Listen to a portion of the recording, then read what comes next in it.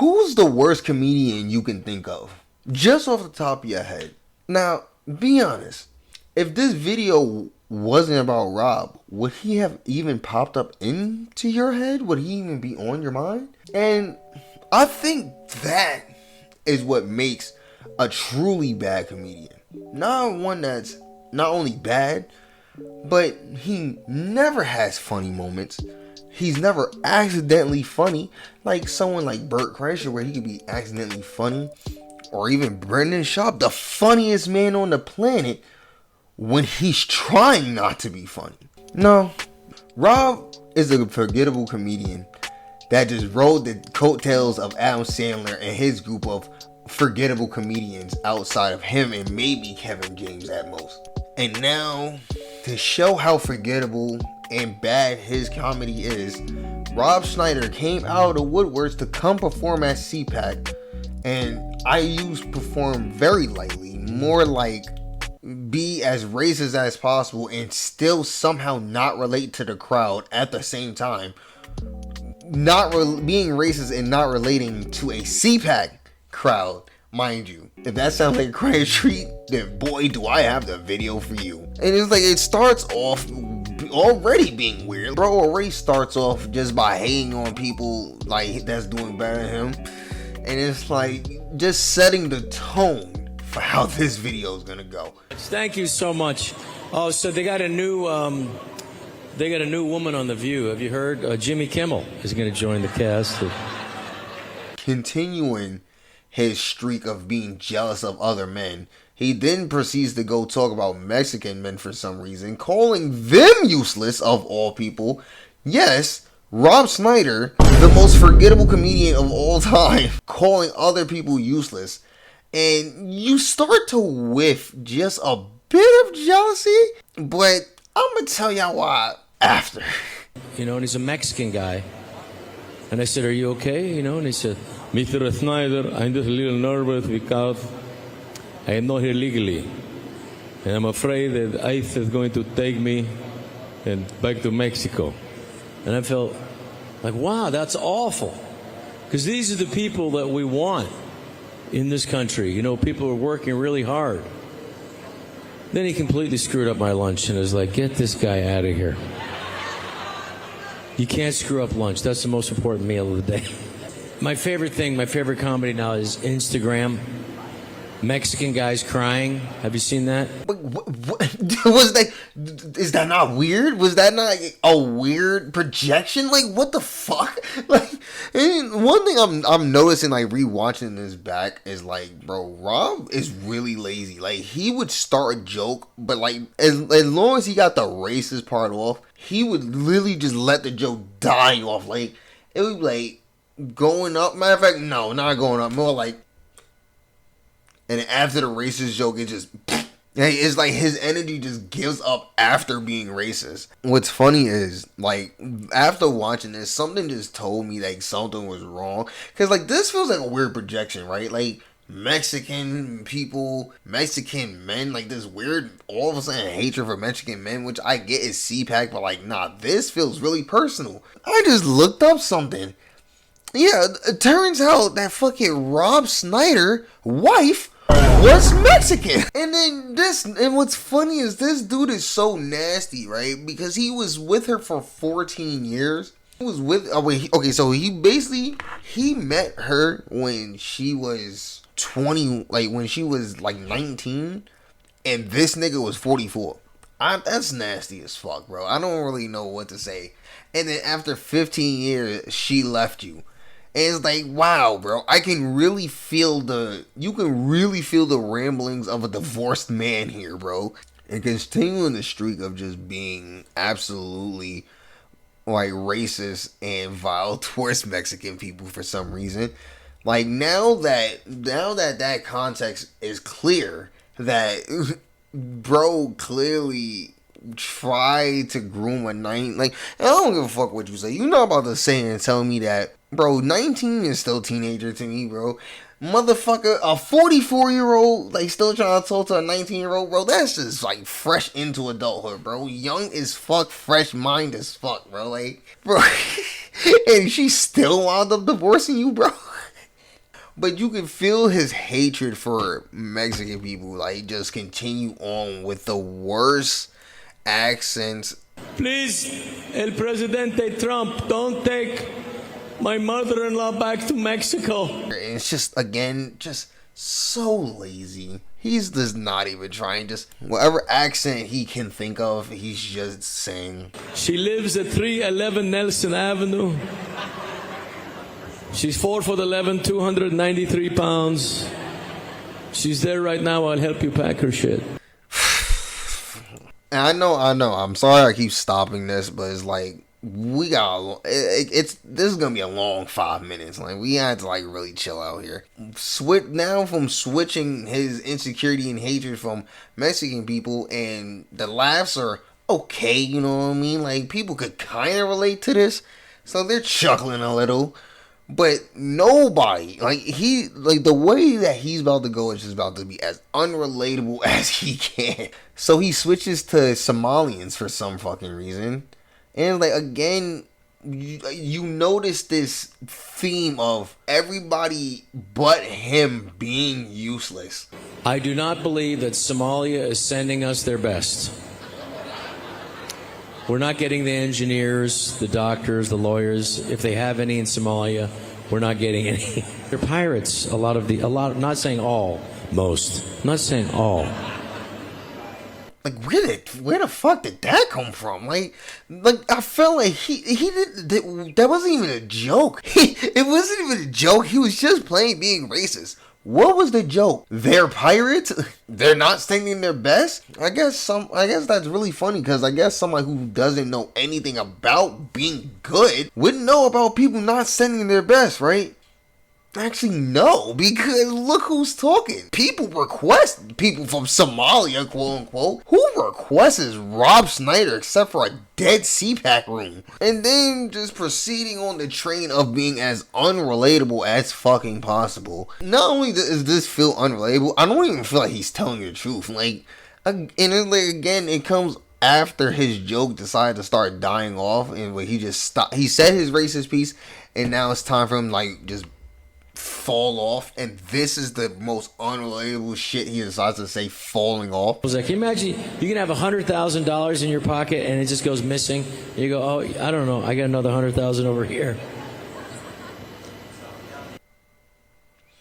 Mind you, he said that because he said Somalians were stealing money by coming into the country.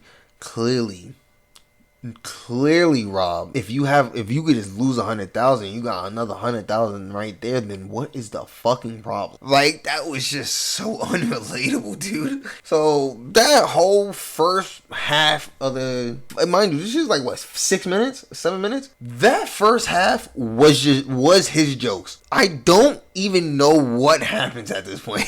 Mind you, like it's been quiet for a minute. And it's getting to the point where now he's just rambling. Like, he's checking his notes. He's rambling around bullshit. At this point, it's just no longer an act. It's just not. I don't even know what you call this at a point. This is going to sound terrible, maybe a little racist. So I won't say it because you guys are all filming this. But let me see. I had some points. I just got back from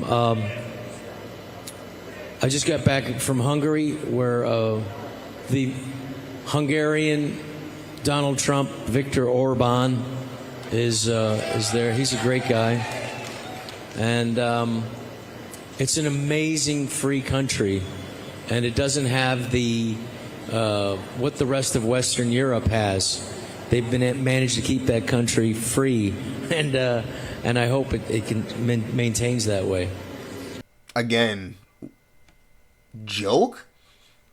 Now he's just sucking off like Viktor Orban, which is a weird tangent, because I'm like, bro, I'm pretty sure do these motherfuckers know what the hell is going on in Hungary? They don't even know what's going on in America, bro. Go back to being racist. Like, what are we doing? This is gonna sound terrible, maybe a little racist.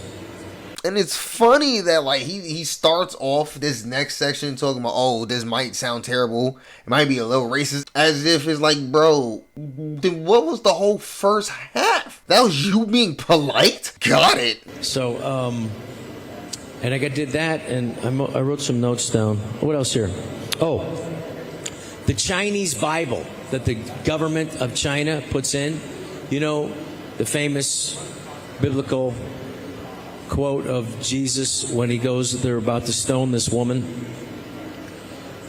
And Jesus says, those who have committed no sin cast the first stone. And so they all drop their stones. In the Chinese communist version, after Jesus says, "Ye who has not sinned, cast the first stone." After that, in the Chinese version, Jesus kills her himself. It's incredible. Bro, is anybody even listening at this point? Again, I ask, what is the joke, Rob?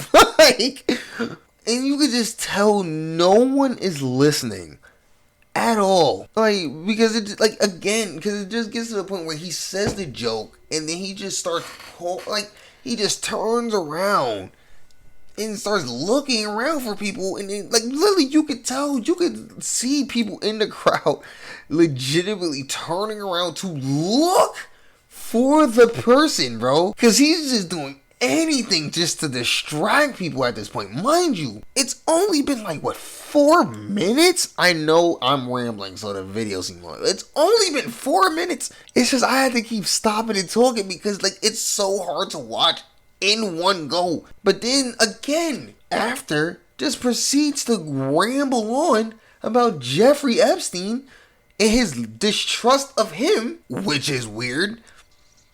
Jeffrey Epstein said in those papers that he's a very good source, by the way. I think a very believable source, Jeffrey Epstein. That Bill Gates apparently got STDs from Russian hookers too. Yeah, the guy yells it over there. And then he tried to get Jeffrey Epstein to get him some antibiotics so he could sneak them into his wife.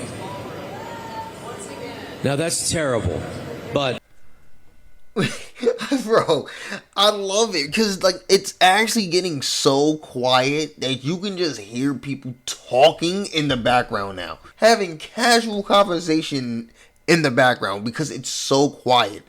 And people are so tuned out that all niggas heard was Russian prostitute, and people just start cheering. People are out of it, bro. Bomb Schneider is out of it. His racist crowd is out of it. And again, it's weird that he calls Jeffrey Epstein untrustworthy when Trump was his best friend for 15 years, and you just praised Viktor Orban for being Hungary's version of Trump. Whose side are you on here, bro? At least he had a plan.